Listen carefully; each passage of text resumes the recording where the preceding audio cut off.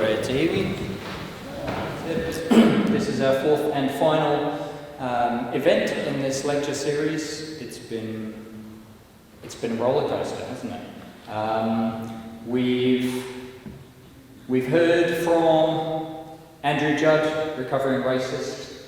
We've heard from Gwyn John, Tiriti educator, Martin Williams,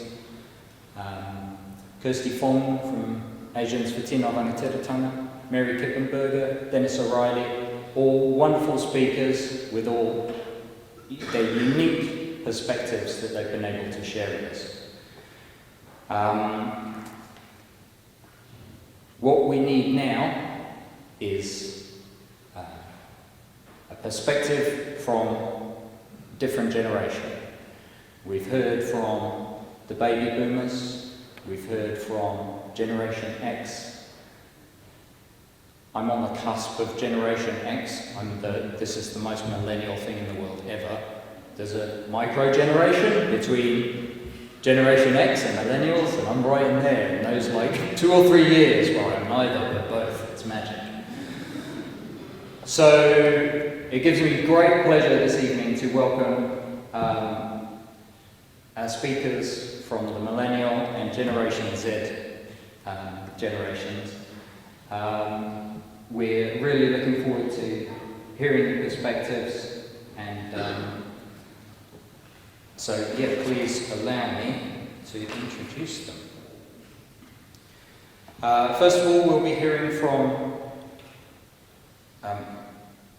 Te Uranga Belk and Piripi Winiata.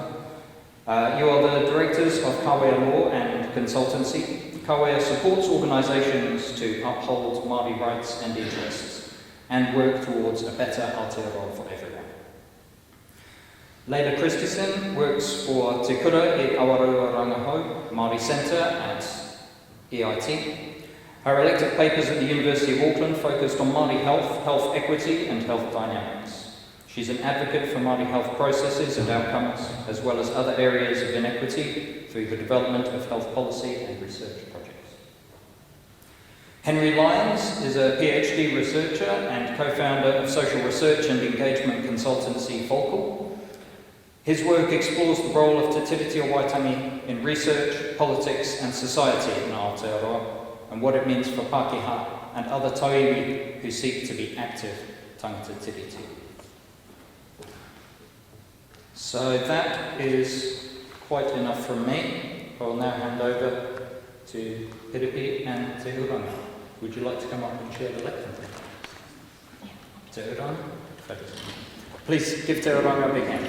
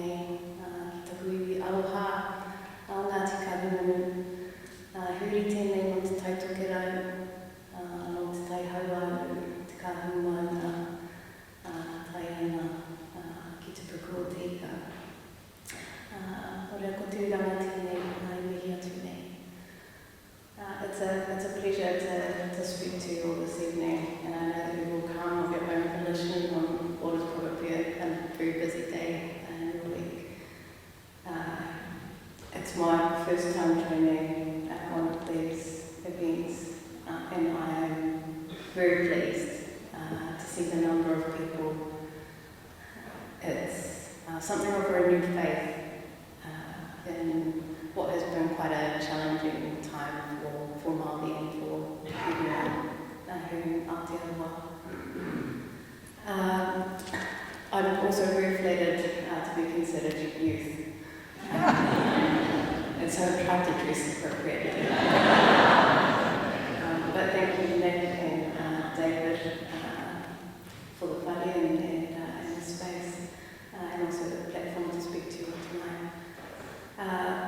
Piripi and I really had a very grand introduction about what we do in our professional lives.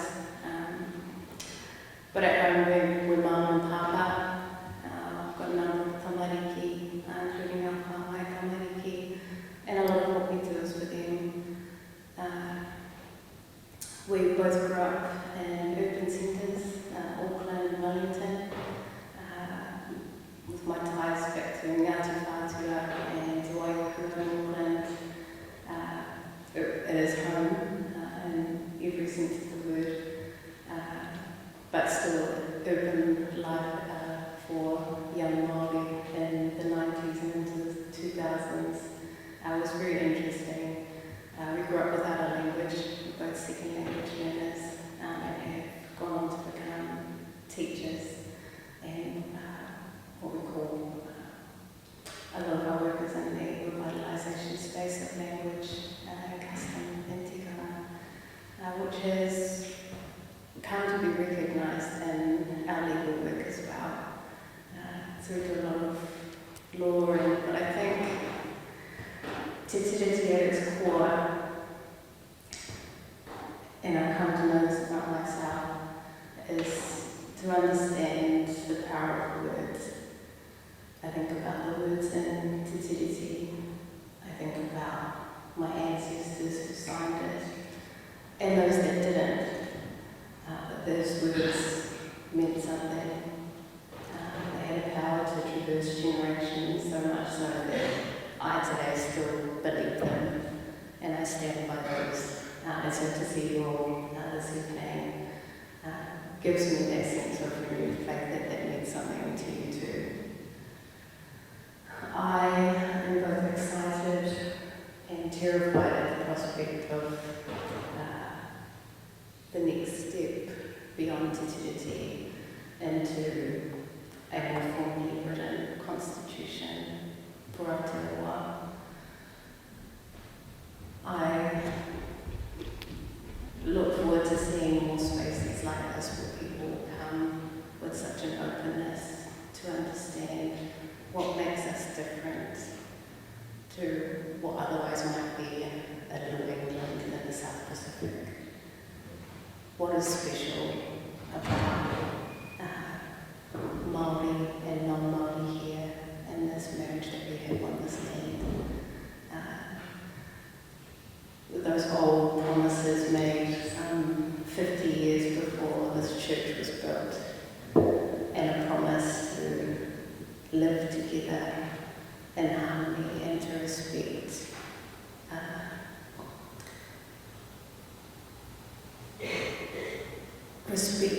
one another's culture, and so much to understand difference and allow both Māori and non-Māori to exist as we are. So I still have a lot to learn, and I'm really looking forward to hearing from the other speakers on the panel, Layla and soon to be Dr. Lyons. We're doing some really exciting work in this space. But I really just wanted to introduce Piripi and I. We're not just boring lawyers, I promise. We have a number of people. But this is really important work that we're all doing. I know we've got all the answers. I'm so encouraged to see you all here tonight and uplift the great substance of our pūro from Tāna husband and Piripi. Kia ora.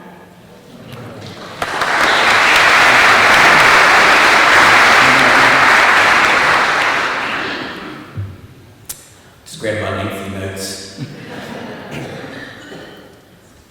Matua David, te pā whakawairua, ai tēnei pō, tēnei kāmihi, tēnā tātou, e noho tahi nei, ai roto i te āhuru, o tēnei whare manaki nei a tātou i tēnei pō. E mihi nei ki a tātou tēnā tātou. Because we're in a church, I'm going to start with a confession. We're actually in our mid-30s, so at best we're youth adjacent. But we have youthful appearances, so we're often asked to do youth stuff. And here we are. Uranga talked to you a little bit about our backgrounds. She told you we're both lawyers. We actually met first year law school in Auckland University and became really close as part of the Māori Law Student Society in Te Rākau Ture. That would have been 2000 and something, 2008 maybe. And it was an exciting time because we were really entering what felt like the second renaissance of Māori culture. And for me, I grew up, my father's an Anglican, just letting everyone know, my father's an Anglican. And my mother, born in Wairoa, where our whānau's from. And she had a hard upbringing, but she met my father, left the rural town of Wairoa and made her way to Wellington City. And, she was part of a generation, and she'll tell you to the day where her parents had told her, you need to get a good English education. That's where the future is for you. You need to get a good job, and don't worry about this Māori stuff.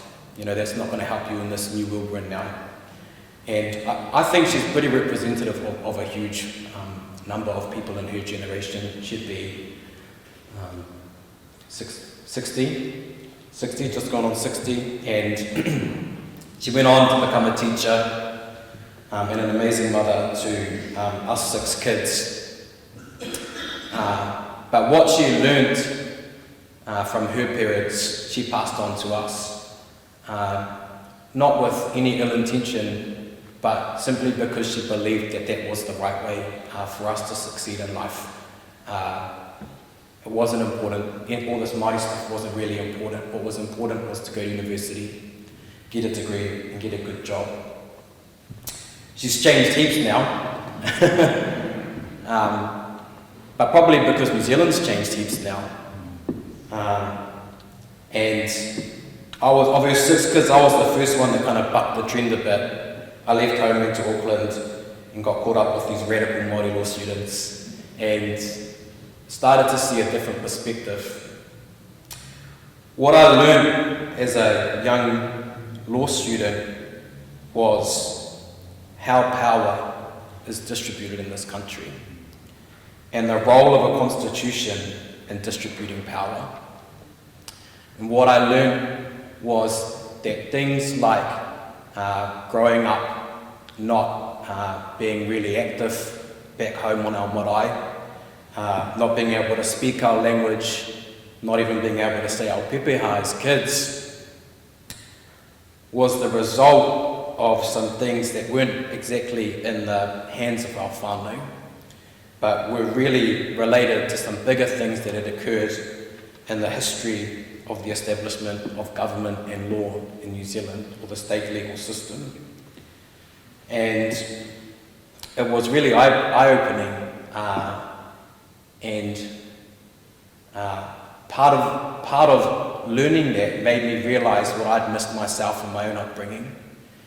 And we'd do this trip once a year where we'd go and, as Māori law students, go and speak to schools all around the country, to Year 13 Māori students, and talk to them about coming into tertiary education and why it's important. And we went to a kura kaupapa, Māori kura in the north, where they speak fluent te reo Māori, it's full immersion. We were welcomed by the tamariki there. They were so strong in their identity and their language. And I remember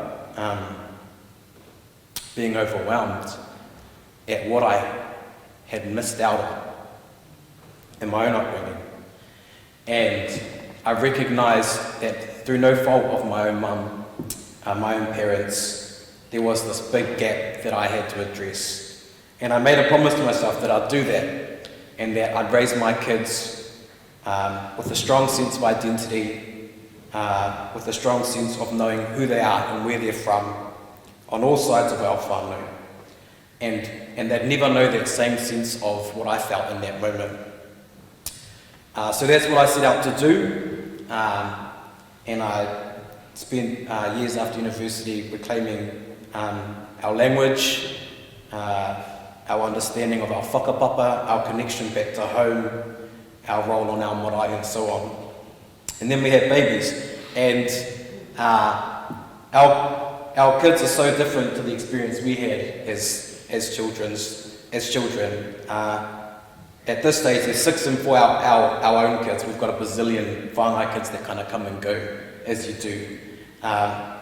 But our kids don't speak English yet. Our oldest is 6, and I'm thinking, come on man, you're 6 years old. But he loves Te Reo Māori so much, that's all he wants to speak. And so when I think about the treaty and the future, I think about what it's going to look like for them in 50 years. The upbringing they have, the bubble that they live in right now, and the point in time in which it will pop, and they'll be exposed and understand and see some of the other perspectives that exist in our country. One of the things I've noticed in the last kind of just under a year is an increase in microaggressions that I wouldn't have experienced in earlier years, when people hear our kids speaking Te Reo Māori, like an emblazoning of kind of a view of decisions around that stuff. And that can be really confronting. But for at this point in their life, as parents, we're still kind of able to keep them in this bubble where their language, their way of living, of seeing the world, is still very much kind of safe. But when we were asked to talk about the treaty and the future of the treaty, I thought, about them and the realization that at some point that bubble is going to pop. There's only so much as a parent of young kids you can kind of insulate kids before at some stage they see the real world and the diversity of opinion and views that are out there, and in a way that can sometimes be quite hurtful. So when I was thinking about what to say tonight, and I took great detail in writing out carefully what I was going to talk about, I kind of imagined pitching this kind of dystopia, utopia, in 50 years from now, when our kids are in a position where they're talking about, constitutionally what happened in New Zealand in their lifetime. That could kind of go either way, it feels like at this point. And when I think about my disclaimer, before I start this, my disclaimer is there's probably, we don't usually talk in front of a crowd like this, right?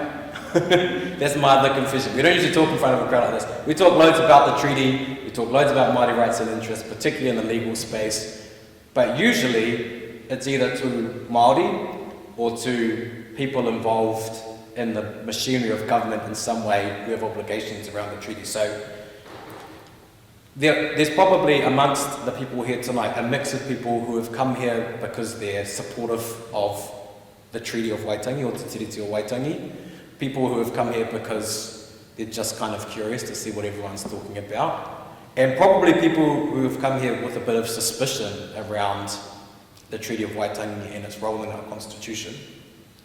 So all I ask is you kind of hear me out open-minded as I talk about this.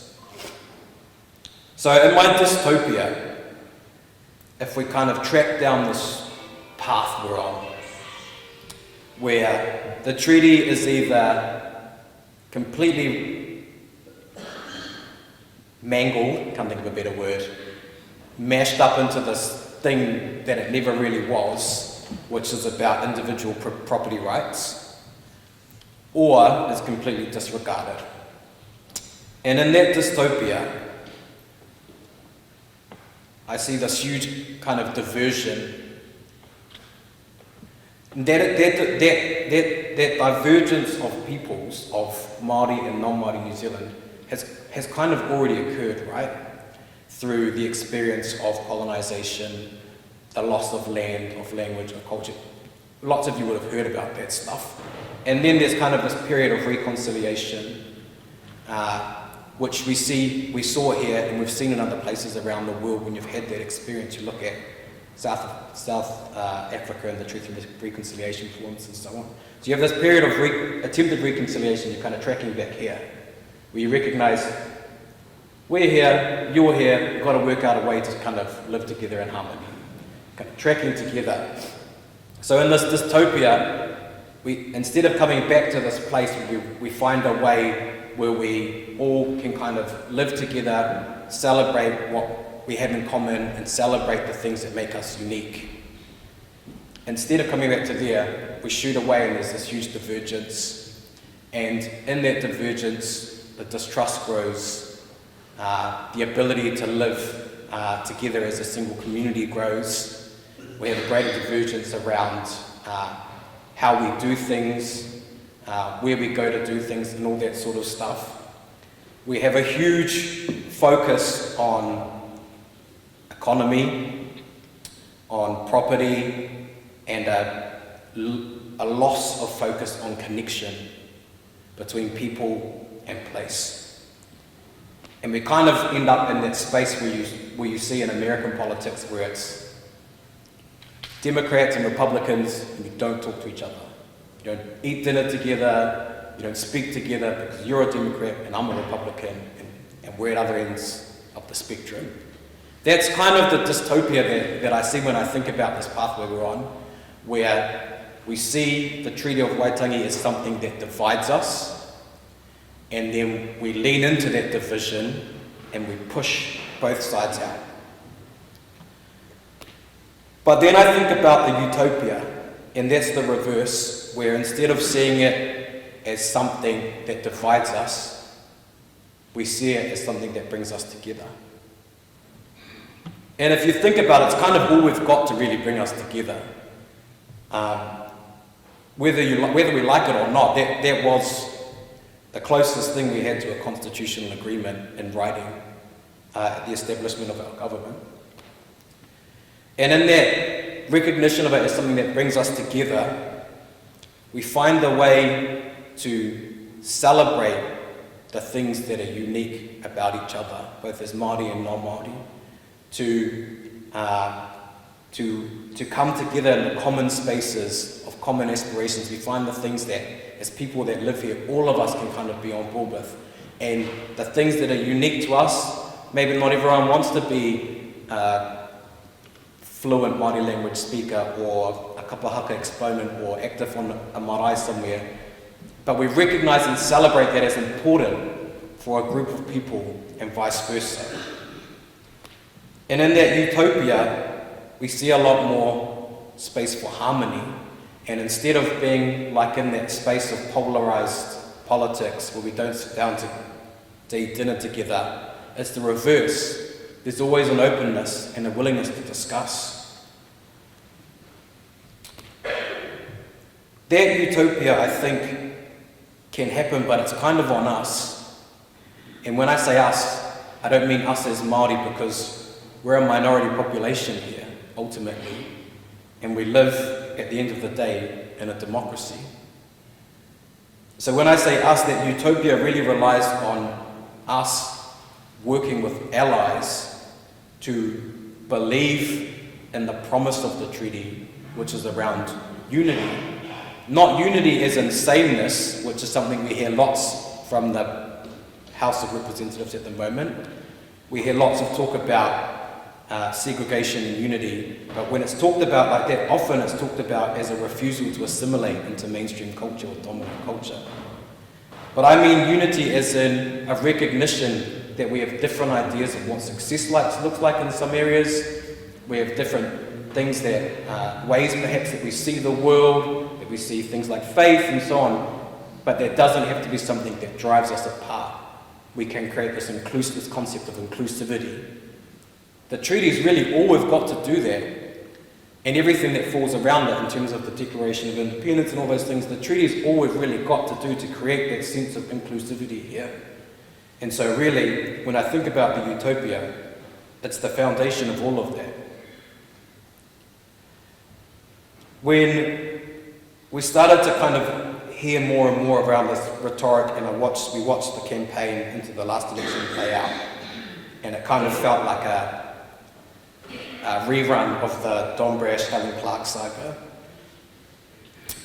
I felt a real sense of loss, because not that long ago we lost one of our teachers. His name was Moana Jackson. And he was a really influential person in our lives for a lot of us as young Māori lawyers. He would constantly challenge us and say things like, are you a lawyer that just happens to be Māori, or are you a Māori lawyer? And he actually lays in rest not far from here, Matahiwi Marae, just out of, on the road out to Te Awanga. And I missed him because he would often engage with the rhetoric that we're hearing now with calmness, with a calmness that feels really lost in the current debate, and a quiet intellect. And when I was thinking about him tonight, I remembered one of his quotes where he said, "The treaty has never been to me about treaty rights, but has always been about the rightness that comes from accepting our obligations to one another." And when I talk about that utopia, I think that line of his really captures it. When we allow people to take control of the narrative and talk about things like treaty rights, what they're really trying to do is create an us versus them scenario. But rather than that, Moana always saw the treaty as a promise for a better future, where we accept the rightness of obligations to one another. Because ultimately, we're all here and we have to work out a way to live here in a way that is harmonious, effectively. And the treaty and the Constitution is really about power. And he understood that. And he understood, I think, how to talk to people in a way to help them understand that.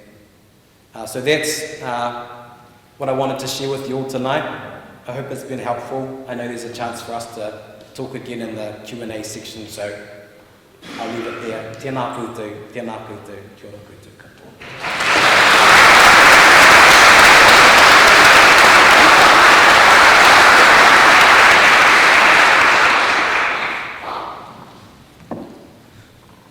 Thank you so much. Awesome kōrero. Heaps to think about there. Layla? Would you like to address our lovely crowd? Everyone please give it up for Layla Christison.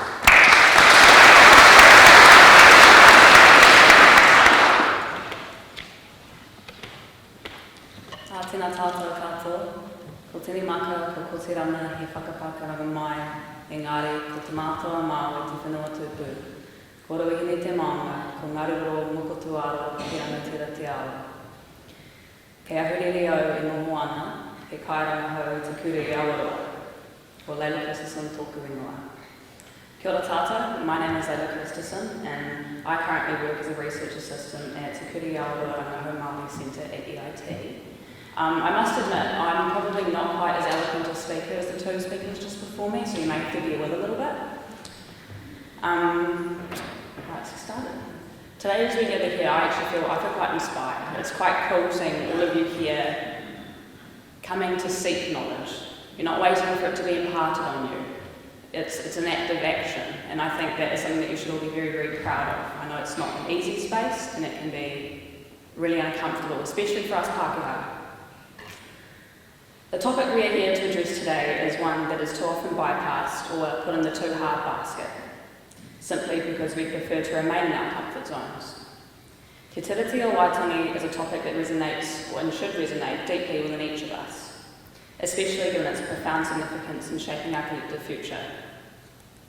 As a young person who calls Aotearoa New Zealand home, I think we currently stand at a pivotal moment in history. Facing the return of austerity policies and political decisions that disproportionately disadvantage our tangata whenua here, there is no time more important than now to extend our collective knowledge in learning about this topic. The treaty is not merely a historical document, but a living covenant that embodies the fundamental principles of justice, equity and partnership between tauahi and tangata whenua. It represents a pact between Māori rangatira and the Crown, outlining our shared rights and our responsibilities and our vision of a harmonious and inclusive future. Its enduring relevance lies in its capacity to guide us towards a society where all cultures are respected, diversity is celebrated, and every iwi, hapu, whānau and individual can thrive. For me personally, te tiriti is more than just words on a paper. It serves as my compass, guiding my understanding of democracy and societal responsibility. Yet, despite its significance, the true essence of te tiriti often remains obscured by misunderstandings or purposeful spread of misinformation and a reluctance to confront some of these uncomfortable truths. Today we are here to explore some of those truths, extend our knowledge and embrace the unity that is the essence of te tiriti. I know in our daily lives, our discussions about the treaty are quite frequently clouded by contention and confusion. Misinformation spreads unchecked through our social media channels and political rhetoric, perpetuating myths that undermine the capacity for genuine understanding and equitable decision making. This environment of uncertainty and mistrust impedes our progress towards a truly inclusive society, one where the premises of te tiriti are upheld and realised. I think honouring te tiriti, first of all, it requires us to take a deep dive into history, with an open mind and a willingness to put ourselves in uncomfortable positions. I remember the first time that I learned about the treaty. I think I was 15 and I attended a workshop at Pukemuki Marae with a couple of my teachers, and I remember walking away and just feeling like I wanted to cry, really. I felt so much guilt and so much shame for things that, my ancestors weren't even English, but they looked kind of like me, so part of those people anyway. But just I felt that I was shouldering a lot of that responsibility. And that I think that's probably a step in almost everybody's journey when we start learning about these things. And it's not nice. It's really upsetting for a lot of people, but it is really, really important. And it is nothing into comparison to some of the transgressions that have occurred historically. And I think it is important to put that into context. In saying that, we need to acknowledge that historical context of colonisation and the enduring consequences that it still has to this day. Centuries after the signing of the treaty, systemic inequities persist in health, education and socio-economic environments. It's not a distant memory. Colonisation is a living, breathing creature that continues to shape our society and exacerbates disparities. And I think a lot of the last year of politics will show that for you. Speaking for young people as a representative, maybe not all young people, we can't afford to be passive observers here. Not in the face of political assimilation or the dismantling of services that serve not only Māori but all people in Aotearoa. We must become advocates for change, challenging colonial systems and structures, demanding accountability from those in power, and working towards a society where justice and equity are not mere aspirations but lived realities. Living by the treaty is tauiwi. It requires us to actively listen and amplify Māori voices.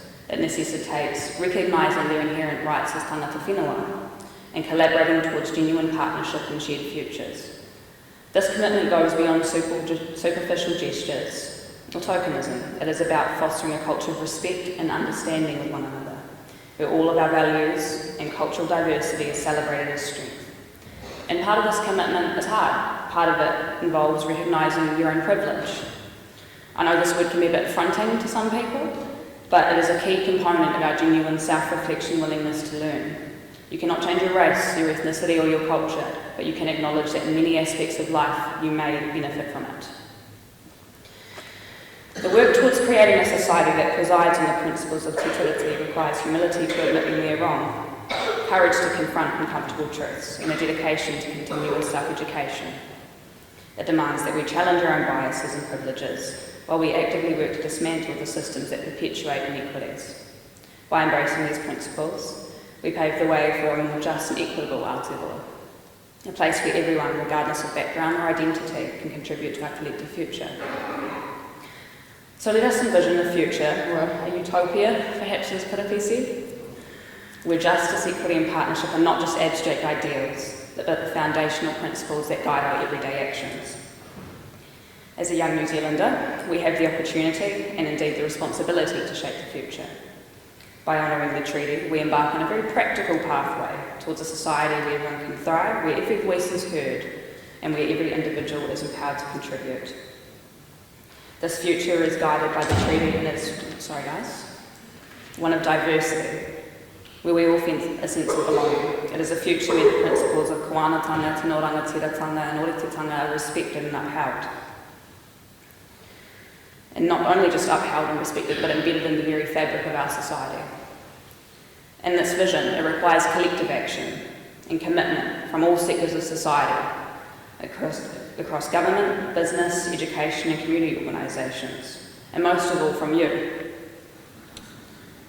As a rangatahi in New Zealand, my generation is uniquely positioned to drive this vision forward. We have the passion, the energy and the determination to advocate for change and create these spaces where everybody feels included, valued and empowered, by embracing utility as a living document that guides our actions and decisions.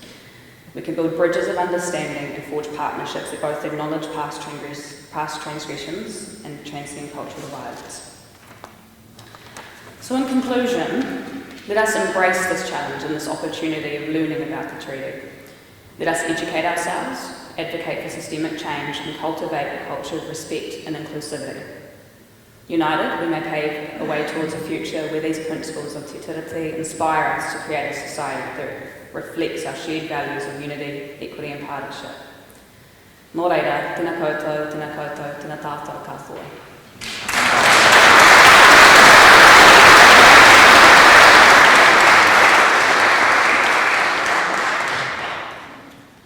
Passion and determination indeed.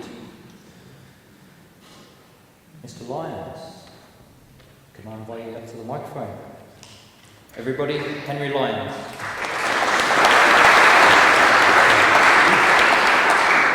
Kia ora, everyone. Thanks very much for having me here, especially to David, wherever you are, for the space. And thanks for the invitation, Nick, Annie, I don't know if Annie's there, and Neil. Yeah, especially to like the youth night. So, again, I'm going to say mid-30s. Yeah. And yeah, also to the other amazing speakers. Like, it's awesome to hear what you guys have to say, and stoked to meet you all. Yeah, so I'm Henry. I've got some notes here, I'm just going to unfold them. To be honest, I'm going through like a pretty stressful time at the moment, and I did think maybe I would pull out of speaking tonight and being involved with the event, but I think that there's an inherent vulnerability that comes when you engage with this kaupapa. And I might be feeling a bit anxious, but I think it's good to be here. So yeah, I'm Henry. I grew up on a farm just outside Bridge Park. I went to school locally, and I now have a social research business based in Ahuriri, Napier, and that's where I now live. And generally speaking, I was chatting before, I try to put Te Tiriti into practice in my work and on the projects that I'm involved in through that business. Talking about Te Tiriti in this way is new to me, so please bear with me. I'm offering my thoughts and feelings which come from my perspective as a Pākehā who grew up here and lives here. Te tiriti is something important to me and my family, especially my brother in his work. He's a lawyer and policy analyst with Te Arawhiti. I was briefed tonight to focus on the practical over the historical with respect to te tiriti. However, I think in conservative old Hawke's Bay, there are some facts that are worth repeating time and time and time again. And I'm going to skim over what is really a myriad of facts with a couple right now. And the first is that over 95% of rangatira who signed te tiriti signed the Māori text. To not honour this is a violation of the UN Declaration on the Rights of Indigenous Peoples. To not recognise this here goes against our own contract law, which favours original contracts over translations. And in that vein, te tiriti was first lodged in the UK House of Commons as such, with the treaty or the English text being classified as a translation. So really, we don't need the English text. My te tiriti journey started at primary school here, not too far from here really, at what was Raukawa School, sadly it's shut now. And it continued through to the subject of my PhD today, which, broadly speaking, looks at what te tiriti means for Pākehā and Tauiwi here in this land. At the time that I went to Raukawa School, it was a small country school with a Māori principal. It was an even mix of Pākehā kids from local farming families and Māori kids predominantly from Bridgepa. I distinctly remember a class assignment, probably when I was like 8 or 9, where we had a school term to put together a presentation for each other that was on our place. It was called My Place, and yeah, we talked about where we grew up, a place that was special to us, and that was connected to the concept of tūranga waiwai, a place to stand. And in part, this connects to what te tiriti affords us, which is a shared sense of home here. And for people from somewhere else, a chance to make a home in this land. And those are not my words, they're the words of Moana Jackson. Moments like the My Place assignment and the unique experience of Raukawa School have helped shape my fascination, passion and love for this place and this land that is whenua Māori. And accordingly, this has shaped how I think about te tiriti, which for me is fundamentally connected to this. I like to think about te tiriti as something relational. And when I say this often, people say, oh, that sounds too abstract, or, you know, it's a bit too sort of airy-fairy. And so to lend some texture to that, I would say it's about taking a standpoint which prioritises connection and community over individualism and self. I like to think about te tiriti not as an archived and looked back on text document. Instead, and you might think it sounds a bit stupid, I like to think about it like it's a musical instrument, and that when we engage with it, it's no longer a fixed object, it becomes something more, it goes beyond this, it reverberates and produces something that's bigger than its parts. It's a precious gift which marks the beginning of a relationship, and to honour this we can see it as an ethic, embodying the conditions for a tangata whenua host and manuhere guest relationship. It's about coming into relation with people and place, and importantly for Pākehā, it's about coming into relation with self and place. For Pākehā, this means coming into relation with colonisation, with historical privilege. And it's ironic, I stand here talking as a Pākehā from a fourth generation farming family, someone who has benefited hugely from colonisation, primarily from the intergenerational transfer of wealth by way of land ownership. And that's weighted, and I could be paralysed by that. I could also dig my head in the sand and avoid that. Or in another life, I could be completely ignorant to it. But it's something that I really choose to grapple with. I choose to grapple with what it means for me and my identity, and ultimately, I choose to grapple with what really is an enriching and the enriching challenge of being here.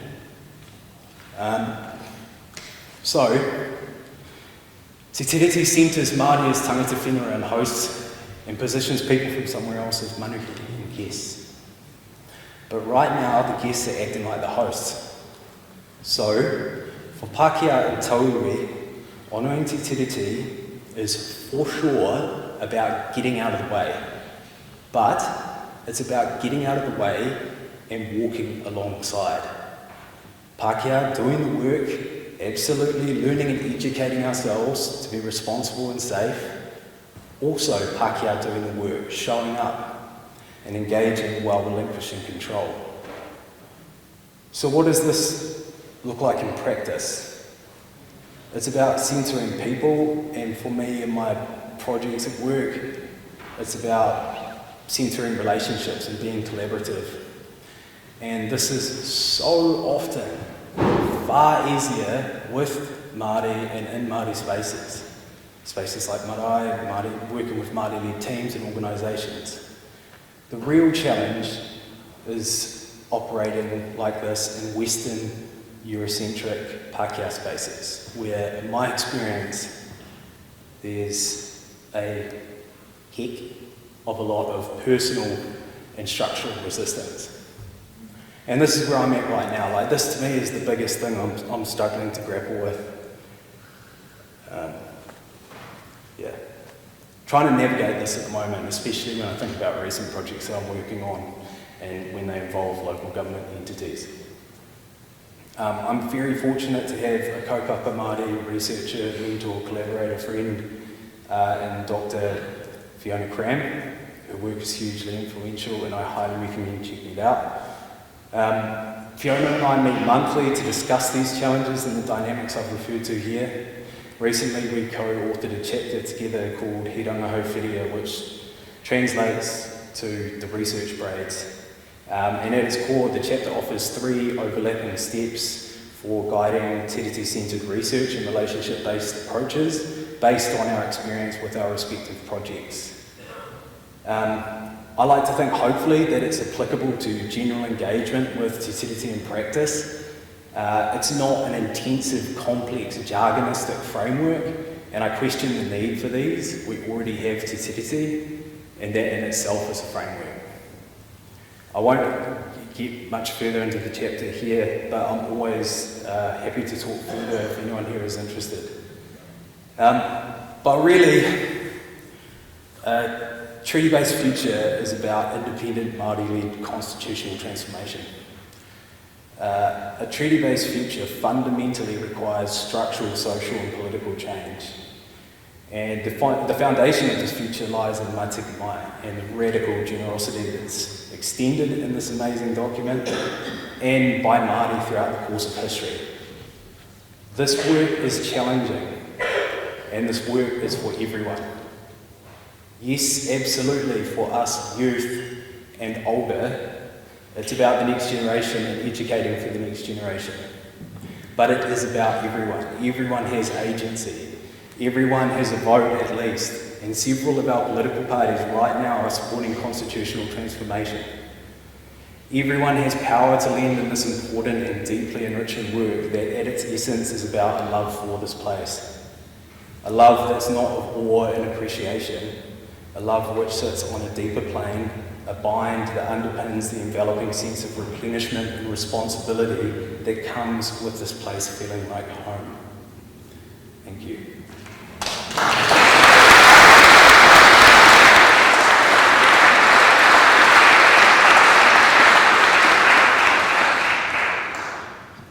Amazing, thank you, Henry. I really enjoyed that analogy of musical instrument. It's often hard for us to get our heads around, what does a living document mean? Something, does it just mean that we can constantly fiddle with it and tamper with it? No, what it actually means is we have to practice it every day, right? And hopefully, as a nation, we can get that treaty sounding better than my clarinet sounded by the end of middle school. Okay, so first up we have a pair of questions for Piripi and Te Uranga. What are your thoughts of non-Māori speaking te reo and saying karakia? And in a separate question but similar vein, do you see non-Māori adopting Māori tikanga? Personally, I want to, but I don't know if it's appropriate.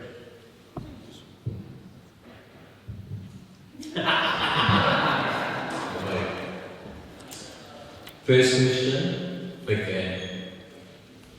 Big fan. I think that we're both quite actively involved in language revitalisation. So there's a lot more nuance to it than just this. But in a nutshell, yes, absolutely. Non-Māori speaking te reo Māori is great. It's part of the language revitalisation. It's also part of, like the treaty, the language is one of those things that can be a space for unity if we let it. Because in learning te reo Māori, you will learn a lot about how we perceive the world, relationships with the world, with each other and so on. And so it opens up the door for a different kind of connection. Personally, I have a dream that we're a bilingual nation by the time that Tegan and I say goodbye to the sweet earth. That's the dream I have. The nuance I talked about is perhaps just an understanding around going into the language learning as a non-Māori with an understanding of how the language was lost. The number of Māori that do not speak te reo Māori, and so the humility required in using the language. All of those sorts of things. I mean, they're all parts of learning, not reasons for people not to learn. So yes, absolutely, very supportive. And the teachers who we learn from, our best teachers, have always shared the same with us. Yeah, there's something around the Māori o te reo Māori being a taonga of te iwi Māori, and that's important. But yes, shouldn't buy anything speaking te reo Māori. Part 2, adopting tikanga. It's probably a lot more nuance in here than in te reo, but they generally go hand in hand. It's often how we talk about them. And so if you're someone learning te reo Māori, you're inevitably going to encounter tikanga Māori and have to grapple with it. Using tikanga Māori, yes, but yeah, there's just, I think there's a lot more understanding that needs to go alongside that. It's not like te reo Māori and kia ora and being able to go around and use it as casually as that. Because, yeah, there's just, I think that's a more nuanced area. Have you got anything to add on the tikanga side? I think we're getting, this is a really, I'll acknowledge it, it's a really advanced conversation that we're having, and I'm really glad to be able to engage in it, because it doesn't often come up in the audiences that we have. Henry and Layla both talked, I think, about being respectful and manuhiri and the difference between guest and host. And there's different nuances of that when you're learning someone's language that's been lost and getting a deeper understanding of things like custom, tikanga, which for any of us that have gone on to learn te reo Māori will understand that they go hand in hand. The learning of karakia, the as you develop a deeper understanding of things like karakia and more advanced levels of language, there is, I think, another layer of kindness that as a non-Māori you must be aware of when taking that journey, and that's understanding the number of Māori people that still don't have access to their language, to their history, and aren't in a state to be able to even start. And a lot of that stems from colonisation and generations of poverty, not just poverty in a financial sense, but also poverty of language, of culture, and also of spirit and belief, wider on all of these things. And I think as a people, Māori, we're at different stages of being able to accept that in order for our language and I think some of our customs to continue to live on, there is something in the kind of national spread of them, and that this is all part of big language strategies in both the Crown and in Māori communities that's been accepted in a lot of research, and also across the world in language and cultural revitalisation, but it still takes the kind of behaviour and approach of kindness and understanding of the Māori auntie or mother or grandmother, grandfather in your class to understand exactly what they're trying to unpack and their language trauma, cultural trauma, when they're learning alongside you. It's really different to learning Spanish or French, where we can just pick up a book and download an app or go to a class. Unless you are of Spanish or French heritage, some of that connection isn't quite there. And it's not just an academic exercise. So approaching it with that tenderness and understanding is really important. I think most of you that are here understand that. Yes, I think maybe that's where the question is stemmed from. Sorry, one addition. I put my finger on the tikanga one, which is what I was trying to work out when Lyons said pepeha. So to give an example, there's been a really strong discussion around the use of the word pepeha, for example, for non-Māori.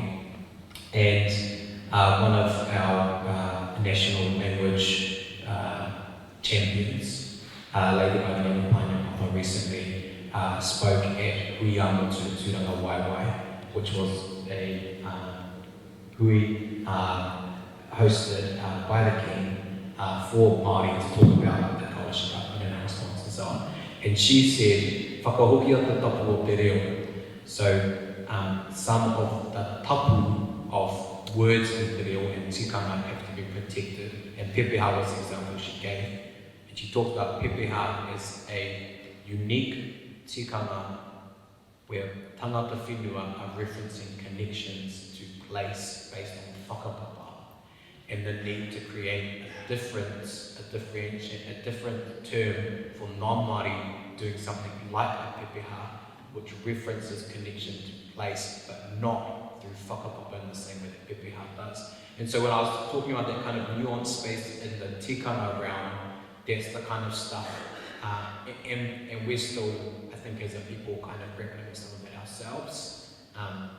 But that gives, I think, a bit of an example around maybe being a bit more cautious in that space and having a bit of understanding around the tikanga space. Kia ora. Yeah. I love what your comparison there to learning European languages as an example. My experience, limited as it is, of learning te reo, has been that a lot of the tikanga is included. It's one and the same, isn't it?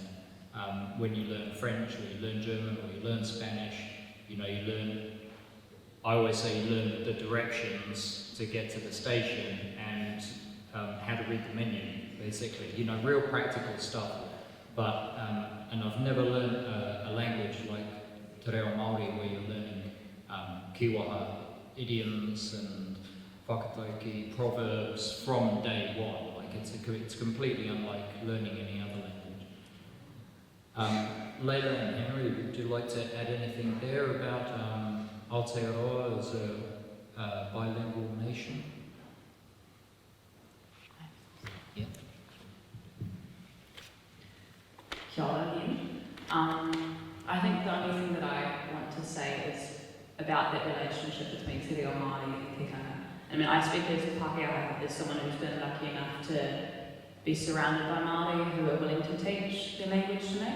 And that is, I'm very grateful for that. It's a very, I feel very privileged to be in that position. And I agree with what I think both of you are saying. It's not the same as when you learn French or Spanish. When you learn Te Reo Māori, you change your worldview. There is a certain life to the language that it's not the same as in English. And there are very big differences in translations, for example. I think Te Reo Māori is a lot more about your feeling and connection with other people than other languages, and I think that's an important aspect to be able to understand as well. Yeah.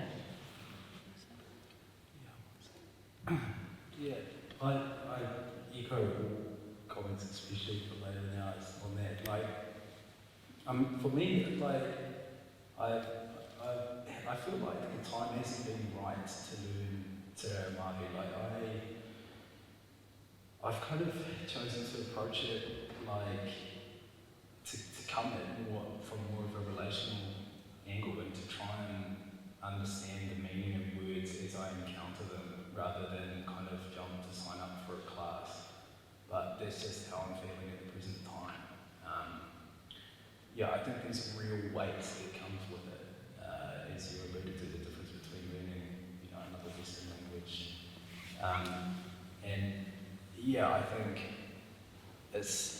especially in the circles I've moved growing up and through projects I've worked on here locally, and it sounds kind of cynical, I've seen the language almost be used like an item of clothing where Pākehā will try it on to see if they like the fit. And then if it doesn't suit them, they'll, go on in their merry way.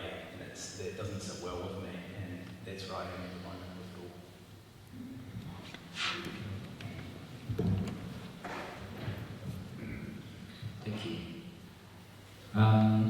Question for Layla. How do you see Te Tiriti operating in a health equity context? And what does that look like, or what might that look like? How do you see Te Tiriti operating in a health equity context?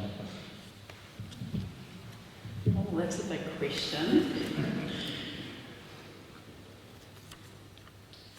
I think it comes back down to the relational aspect that we've been talking about the entire evening. Te Tiriti, the foundation of Te Tiriti is unity, taking care of one another. And that means meeting the needs of different people in different places. We don't all start with the same opportunities or the same access to different services or money or land or whatever it may be. Education is a big one. And I think in health, it is a case of equitable funding. I'm sure you all heard about the recent establishment of Te Ako Whaiora, for example. I remember my lecturers' reactions when I was still at uni when that was announced, and when the Labour government put those plans in place, and just the absolute excitement and happiness that my lecturers responded with. It was over these academics have been saying this sort of stuff for 30 years. The evidence has never been missing. It's just been ignored. And then I saw the disappointment when it was disestablished. Some tears were shed. So I guess the summary of my answer is that we have differences that need to be acknowledged in health. We have differential access to the determinants of health. And health equity starts from addressing that differential access. Yeah.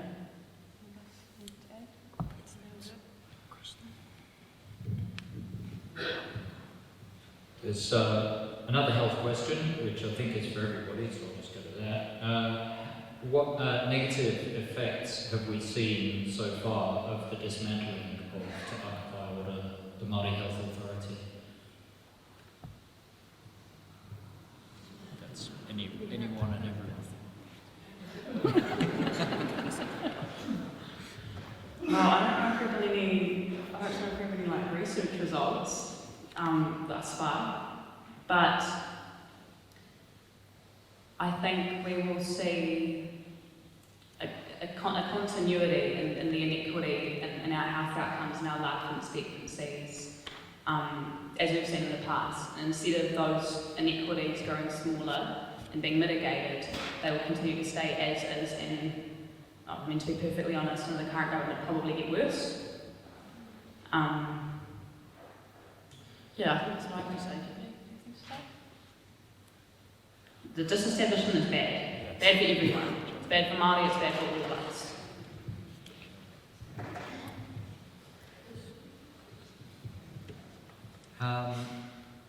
Another theme that we've all touched on this evening is constitutional transformation.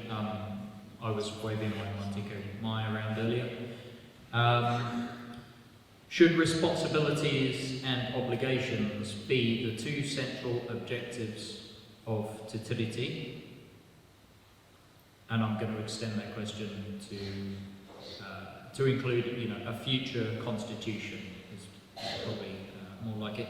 And if not, what should the central objectives of a written constitution be for Aotearoa? Big question, I know. Who wants to try it first? Don't all put your hands up at once.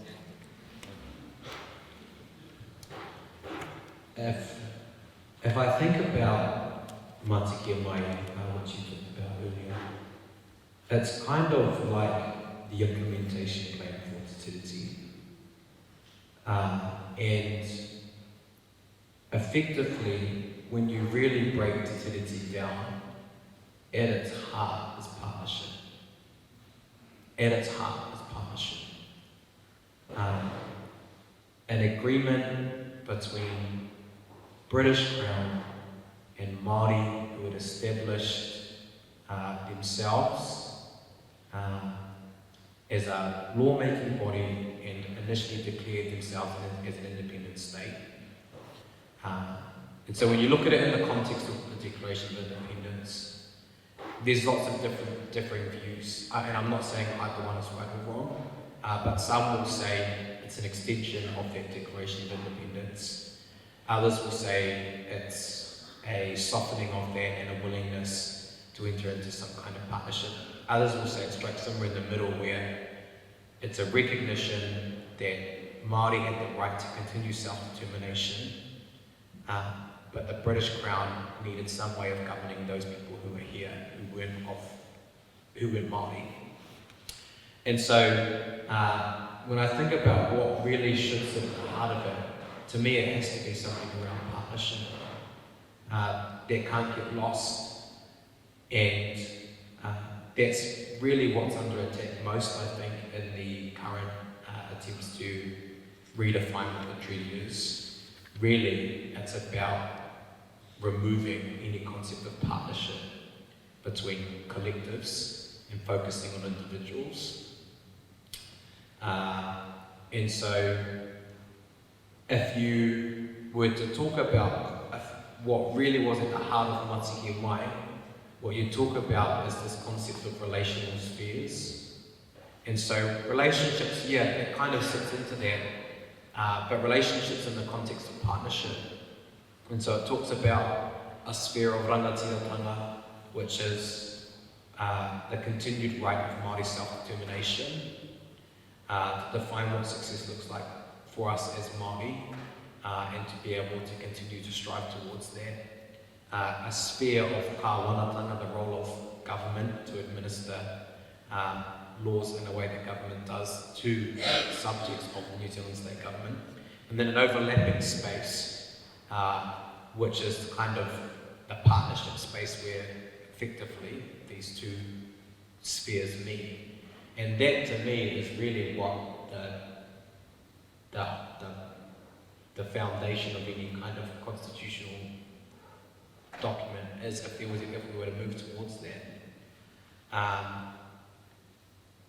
It's in the text. that concept of partnership. And there's other parts to it too around, there's, equity and lots of different stuff, but really at the heart of it is partnership, and I would say that has to continue to be the central tenet of any concept of constitutional framework,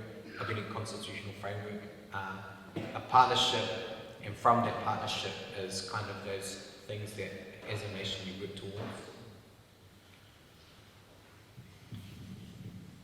I agree with what Piripi said, not just because I'm his wife, but it makes sense to me. I think about the treaty as like terms of engagement, and only really when those spheres meet, and if an issue comes up, and we kind of look back on the water and like, actually, how's this supposed to go? Because I don't think that that's actually working for us. When we start to get into the responsibilities and obligations, we fall back into the talk around rights, and instead of rightness and what's actually going to work.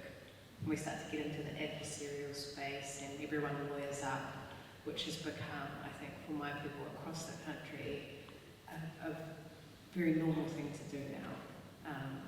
The council goes forward with a consent, okay, well, we'll call Chapman Tripp or whoever's on the books at the time.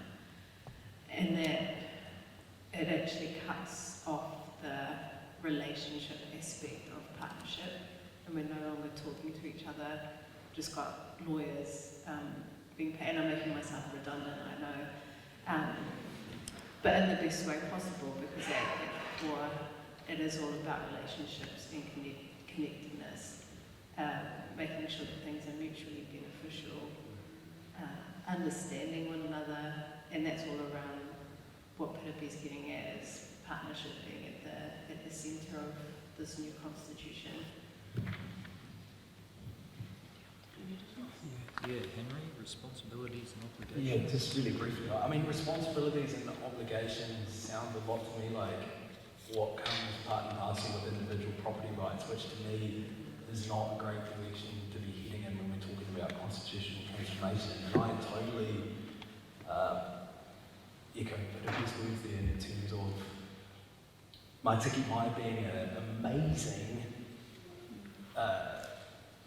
document, for want of a better word, to help us imagine constitutional transformation and what that might look like in New Zealand. And I think, it's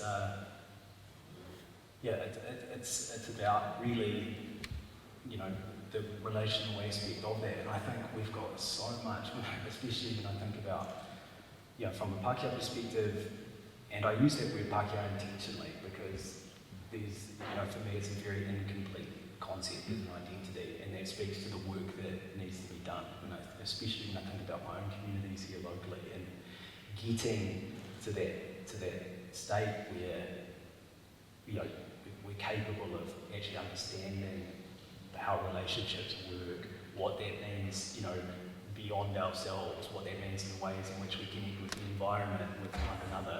That's really, for me, what needs to happen first before we then kind of get on that road to transformation.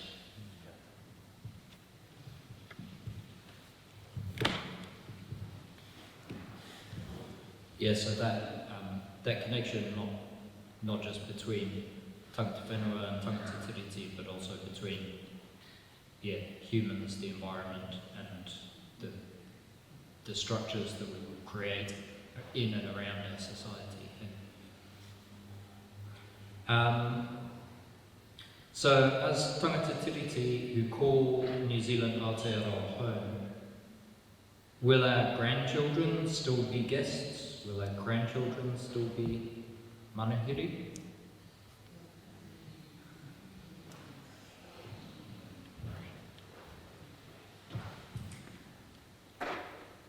If I rephrase the question, and I think about myself living in any other country, settling there, creating what is otherwise a home there, generations, I still think in my mind, yes, like I am still a guest. Maybe a different type of guest, but even here in Kahungunu, someone that isn't from here, I would never say koromo kako tōku maunga. No matter how long I've been here, I'm always a visitor. And that might be triggering for some of us, or it might hurt or make us feel like this doesn't feel like, but this feels like home, I don't know any other place. So I'm interested to hear from other speakers and how we can kind of unpack that.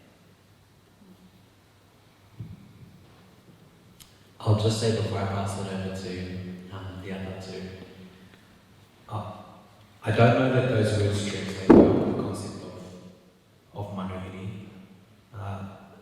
Like Lyons said, I feel no shame saying I'm manuhiri whenever I leave the Ngāti Kahungunu region.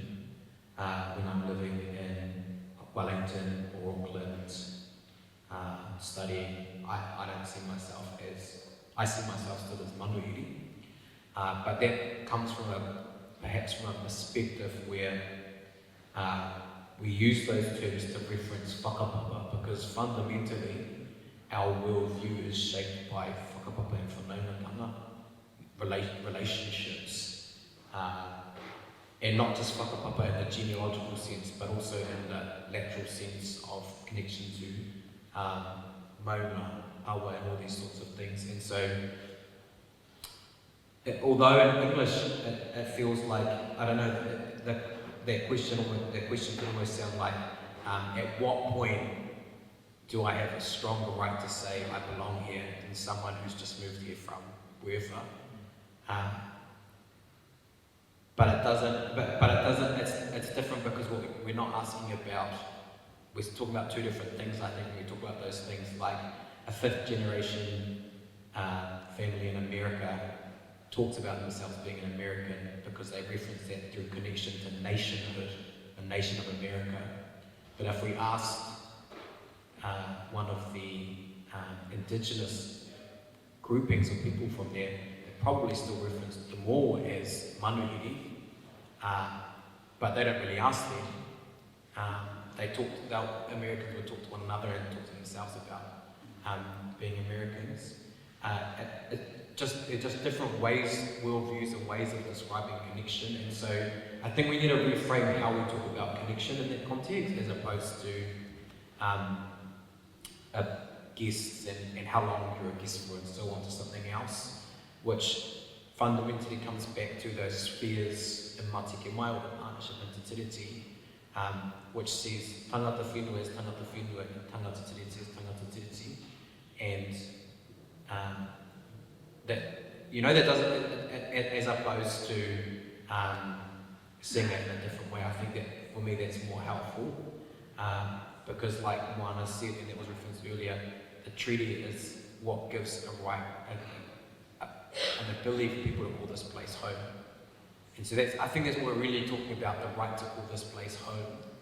And whether you're manuhiri or haukainga, I don't think it interferes with that. I think it really comes back to a belief and willingness to accept Te Tua Waitangi and see it for what it is. That's really what talks about our ability to call this place home. Oh, I don't know if I like the word guest. I think I agree in the sense that it's probably not the best descriptor. I think the term manuhiri is probably a lot more encompassing. But I think probably like Tiernan said, I think if I move to Ethiopia tomorrow and I have 5 generations of my family grow up there, will they still be manuhiri? Yes. They're not from there, that is not their land, they cannot trace their ancestry back all the way, and there's no cultural and ethnic affiliation in that sense. And that's not a bad thing. I think we talk about this idea of manuhiri and us Pākehā being here and how Te Tiriti has given us the foundation to be able to call Aotearoa home. And that's not a bad thing. I think we can stop framing it negatively, and that comes from us. That's us Pākehā getting up in arms in response to these sorts of conversations. So, yes, we will always be manuhiri, but it's something we should be proud of. Yeah, I totally agree with Layla. It's like a real pride and a real sense of home that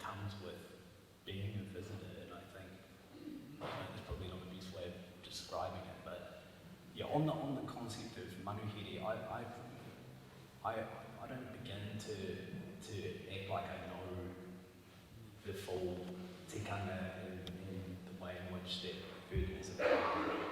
For me, I find the way I interpret that concept and that word as a way of guiding me personally to more of a complete point with respect to my identity and my place here. And I think,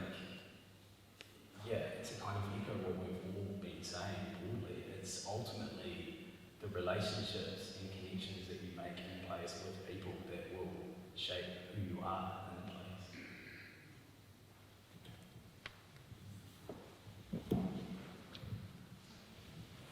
Yeah, I mean, my mum, for example, she always said, fish and guests, 3 days max, right? But that's not what we're saying here. We're trying to find a way to live with the fish, right? And together in the fridge.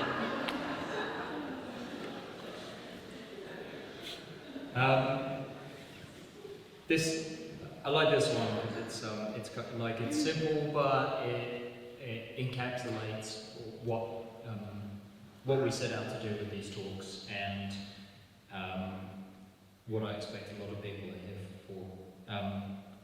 Can you explain a few steps, what and how tangata whenua and tangata tiriti can work together for a better New Zealand, and how can I, as an individual, influence this?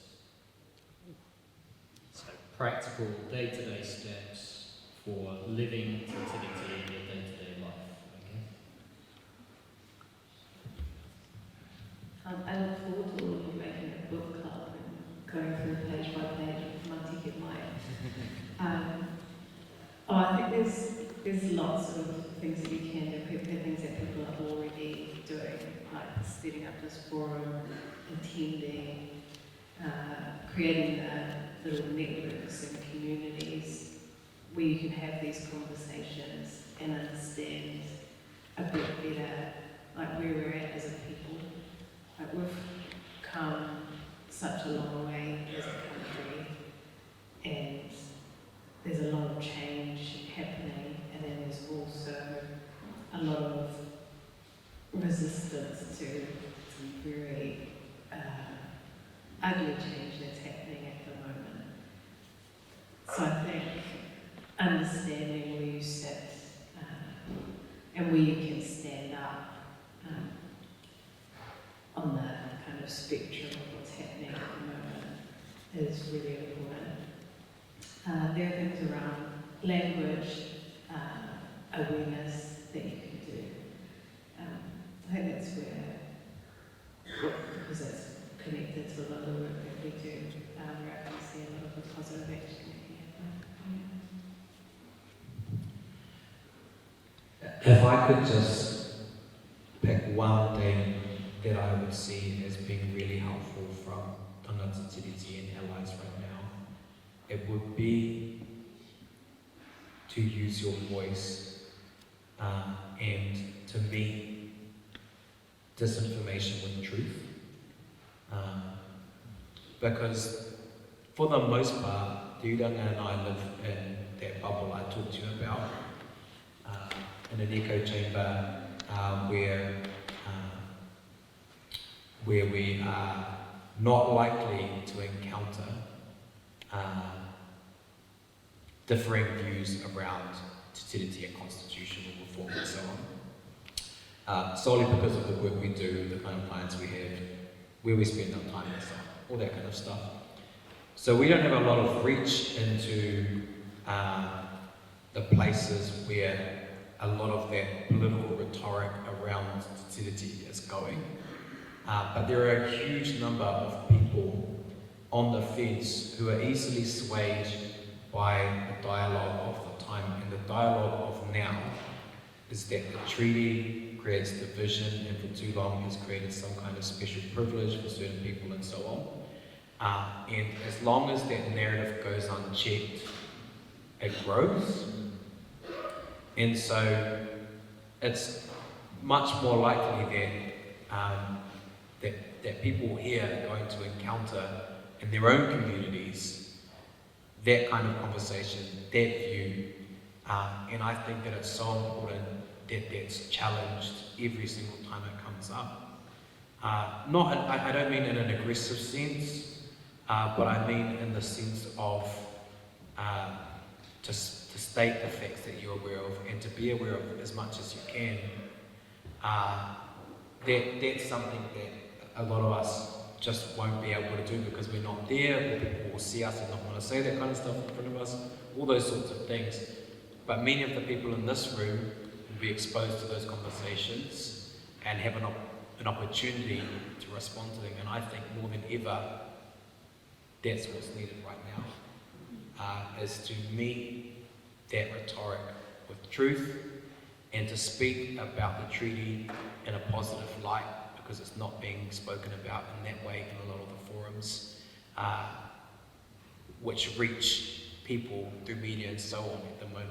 And so that would be my one thing I would share. I don't know how to follow on from that. I think that there are a couple of little things you can do.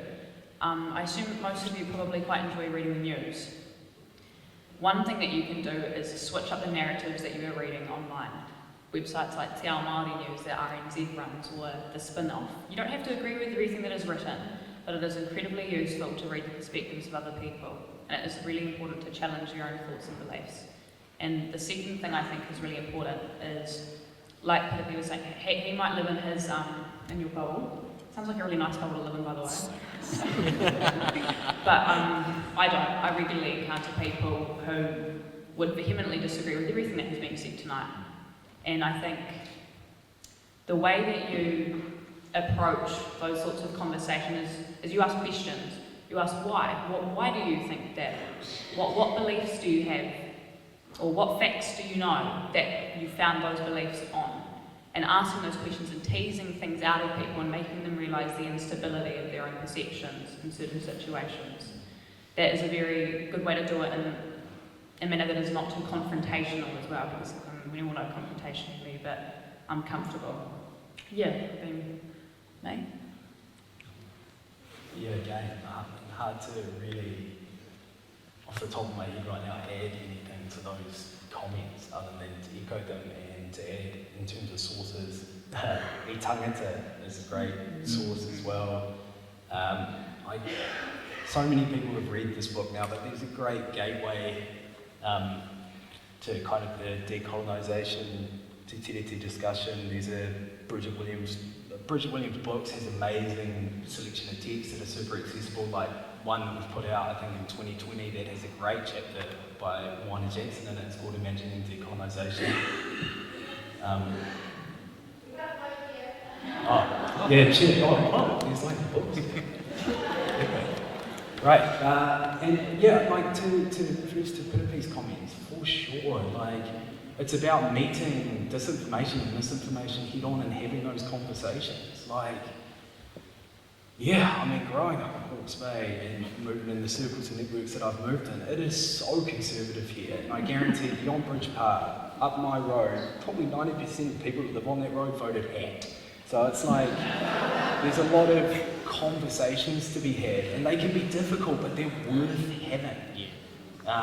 And I feel that the kind of tensions and the moments of interaction in those conversations, that's what shapes home and what it means to be here, to find a strength that comes from having those conversations. And for me, often that's within my own family and kind of discussing some of the decisions my peripheral family members, cousins are making, and kind of saying, well, hang on, how does that stack up against the treaty? Oh, you don't know about the treaty? The treaty is the most amazing concept of potential for this country, and here's why.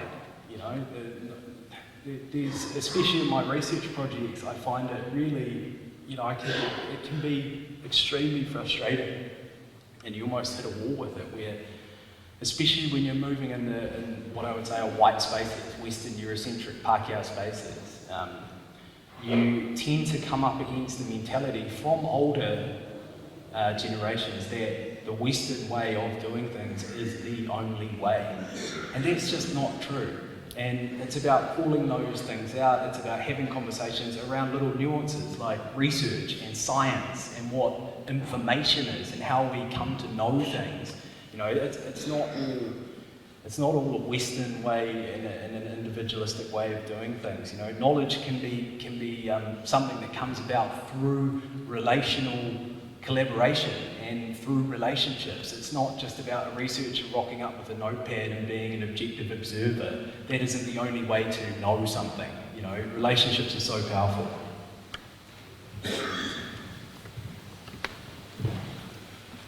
I might just add,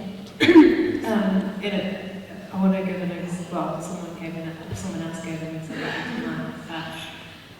Henry going through the history of the treaty and some of the 101s around Uranga was actually so refreshing as a Māori to sit here and go, oh, someone else just did our job for the first time. Well, not the first time, but it's not, like often it's us that have to kind of relay information like that.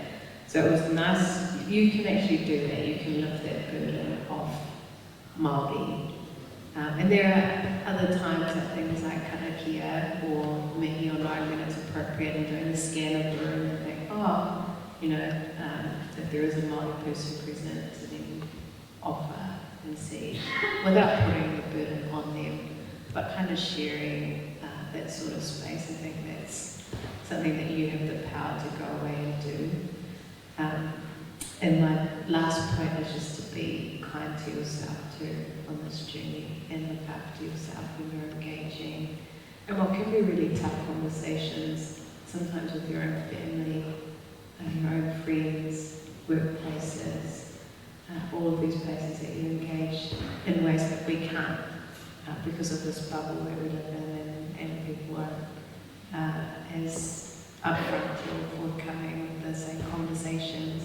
You can do that for us, and in a really different way. So, yeah, kia kaha. Awesome, thank you all so much. It's a couple of questions that we're not going to have time for. Apologies if I haven't got to your question. In a moment, I'm going to invite Maxine Belk and Misbah Abdullah up to the stage to close this out.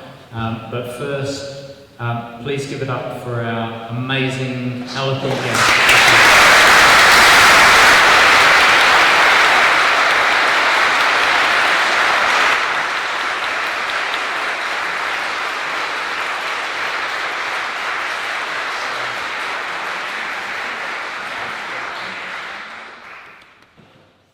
Yes, so while Maxine and Misbah are making their way up to the stage, I'm just going to inform everybody about the next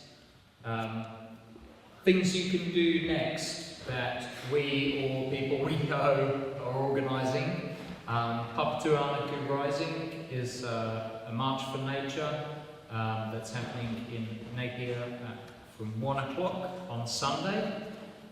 Gather in Clive Square if you can, and we're going to march to the sound shell, and there's going to be kororo at the start and end of that. And also head over to Wardini Books in the back corner there.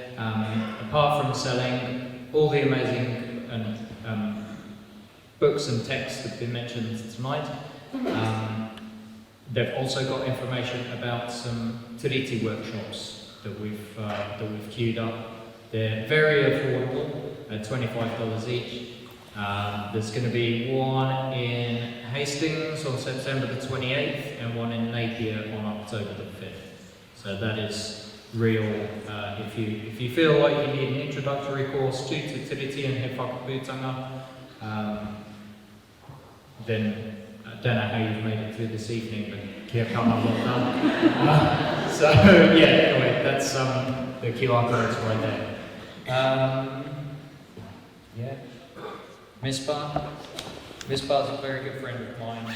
We spend the weekends together, don't we, calling for peace in the Middle East.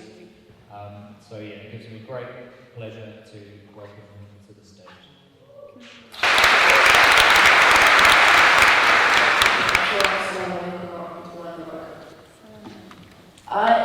Abdullah, a 16-year-old Labour Youth Councillor, and it might be impossible to notice, but also the youngest speaker today. I feel extremely lucky to stand here, stepping fresh off the boat from the Malabar coast of South India. Being an Indian, I respect and acknowledge the struggle Maori face today. India's fight to regain its culture and land after colonization resonates with Aotearoa's youth efforts to protect Te Tiriti o Waitangi, struggling to uphold indigenous rights and heritage. Both nations reflect a broader struggle to preserve cultural identity and autonomy in the face of political challenges. As a young migrant, I see India as my motherland and Aotearoa as my homeland. I resonate with the current revitalization of Te Tiriti. My English is not good. Because just a few months ago, India was saved from a constitutional change under the recent political scenario. The same constitution that my Tikuna, the freedom fighters of my land, had put together. I believe it is the fundamental document for immigration in Aotearoa, so therefore, as migrants, it is our duty to uphold, respect, and practice the treaty, and also pass it down to our rangatahi. Being a Muslim, my whakapapa emphasizes the importance of unity and relationships. Allah subhanahu wa ta'ala says in the Quran, "O mankind, indeed we have created from you male and female, and made you peoples and tribes that you may know one another." This verse is only one of the many that aligns with the views of Te Reo. Unity is not influenced by our differences. We should accept our differences and celebrate our commonalities in order to create a colourful society. Aotearoa is blessed with such a colourful society with people from all walks of life. By honouring Te Tiriti, we embrace this diversity, creating a beautiful canvas of harmony. Now, from a younger point of view, living a treaty-rich future to me means embracing the concept of Taitanga and Manakita. As youth, we have the power to bridge gaps and foster understanding between cultures. We, as a generation, have lived through multiple life-changing experiences. Throughout a global pandemic, natural disasters, and identity crisis, unity is the only thing that helped us get through everything. So to my fellow youth, if anyone's watching, let us break the cycle of hate. Let us fight for each other's rights. Let us work towards a future where the treaty is painted in our everyday lives. Let us live for a better tomorrow. May our future hold a better Aotearoa for our rangatahi. Toi tu Te Tiriti. Ngā mihi nui e Te Rātamahi. Assalamu alaikum wa rahmatullahi wa barakatuh.